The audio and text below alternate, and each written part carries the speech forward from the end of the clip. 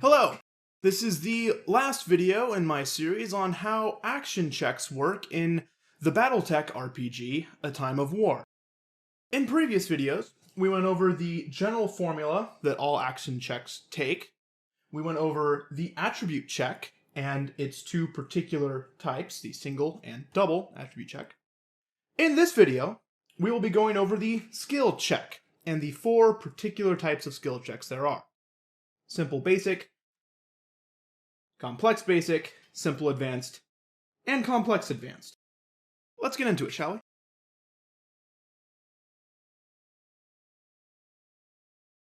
Okay, so this is my square of skill checks. They can be simple or complex, and they will be basic or advanced. This column here, the simple, complex, that refers to how long it takes to complete the skill, because of how sophisticated it is. Simple skills are not very sophisticated, and they're easier to finish in a shorter amount of time. Complex skills are a bit more sophisticated and take a bit longer to do. Basic or advanced refers to the amount of training required to obtain the skill. For example, learning advanced mathematics might require some higher education. It's an advanced skill. Whereas other skills might not require advanced education and they're basic. All the basic skills are linked to one attribute. Links one attribute. All the advanced skills are linked to two attributes. Here, you can see simple, basic, SB, simple, basic. Simple, advanced, SA, simple, advanced, and so on. The main difference between these you're going to need to worry about is the target numbers. TN, target number. Simple basic has a target number of 7. Simple advanced, target number 8. Complex basic, target number 8. Complex advanced is the most difficult one. It has a target number of 9. The higher the target number, the harder it is. That's how it works. Now, on your character sheet, you'll see something like this. This here is the name of the skill. Not all skills will have these things here, but all skills will at least have this. I chose the science skill for this example. Now, there's many different branches to science. There's biology, chemistry, mathematics. What comes after the slash is the sub-skill of the skill. I chose mathematics. This is an optional rule you can use at DM discretion. It's a specialty. You can specialize within a sub-skill of a skill. I chose algebra, and it comes in parentheses. How this works is if you choose to specialize, you will get a +1 bonus on top of all the other modifiers if you're doing the skill in that area of specialization. For example, if I make a science mathematics check using algebra, I'll get a +1 bonus. However, if I do a science mathematics check for, say, calculus or geometry, something that's not algebra, then I will get a -1 penalty. Of course, you can choose not to use this and not worry about it. To obtain a skill specialty, you must spend 20 XP on the skill and gain GM approval. You may remove a skill specialty by spending another 20 XP to unspecialize. You may then spend more XP to specialize in something else, if you want. There's the level category, underneath which you will see a number. That number will be between 0 and 10. 0 represents the minimum amount of training one can possibly have and still be trained in it. It's very beginner. 10 is the upper limit of what makes sense for a person in the BattleTech universe to have a skill level in. Links, this refers to the attributes that the skill is linked to. For example, to be good at science, you have to have intelligence and willpower, so it's linked to will. Then you'll see the complexity rating, which is just, target number 9, complexity, complex, advanced. Science falls into this square of things. Yes, now, to demonstrate, when you're playing the game, you can use this on your character sheet to very easily just do the math. It's a 2d6 system, so you start off rolling 2d6 plus whatever the level is, plus the link mods, and plus whatever difficulty mods your DM or GM sees fit to apply. All right? Now, let's get into a particular example of how to do a skill check.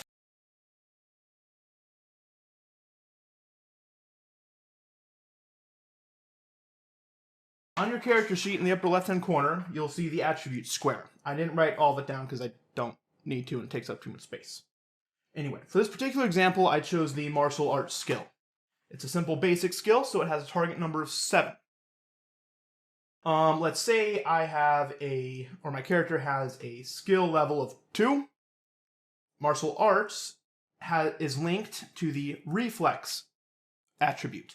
So we look at our attribute square. We go to the reflex row. We see this character, I decided, has a score of 7, which yields a link of +1. So we put the link +1 there, which is why I put the +1 in parentheses. So martial arts linked to reflex gives me a link of 1. It's the link we care about when doing skill checks. Remember, it's the scores we care about when doing attribute checks. We do not use this during skill checks. So, here's an example, putting our general formula back up as a guide. Hope the space works out. All right, cool. So, for example, say you want to make this skill check. You do your 2d6 plus the level, which is 2,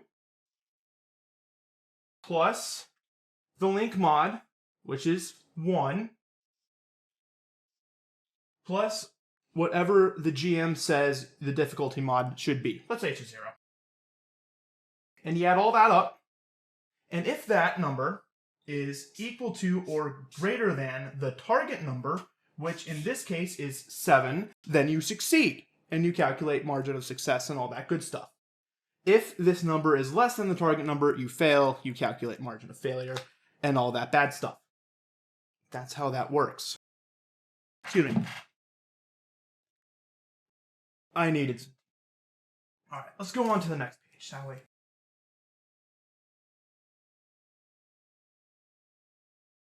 The next page has to do with untrained skill checks. Untrained skill checks.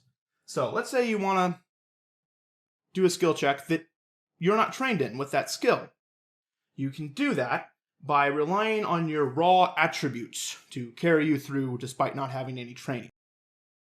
So when you make an untrained skill check, you're actually making a modified attribute check based off of the attributes that the skill is linked to.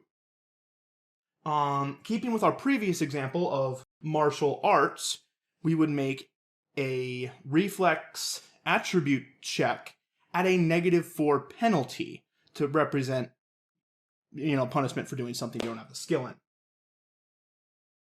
So here, with the general formula then, is 2d6 plus your score, -4 for the penalty, plus any action difficulty modifiers the GM might give you.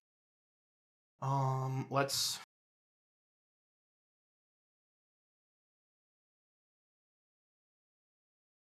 be precise about all this. So that's the general formula, plugging stuff in.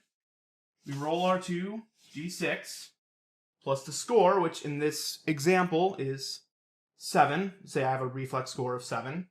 Notice it's not the link, it's the score. We don't bother about that +1.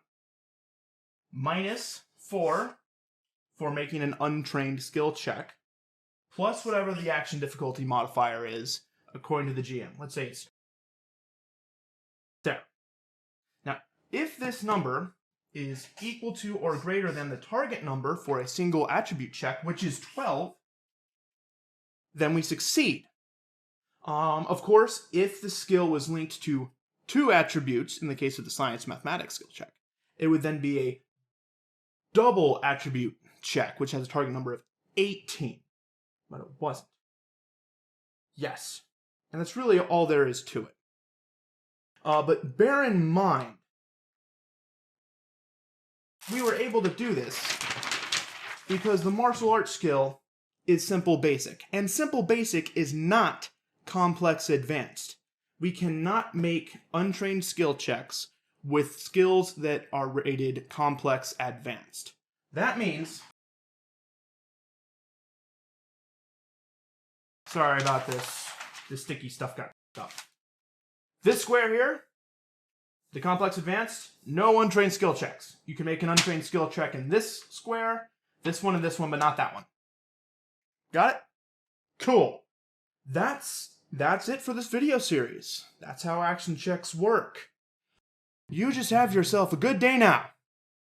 In previous printings of A Time of War, that is printings 1 and 2, there were these things called basic tier and advanced tier for certain skills.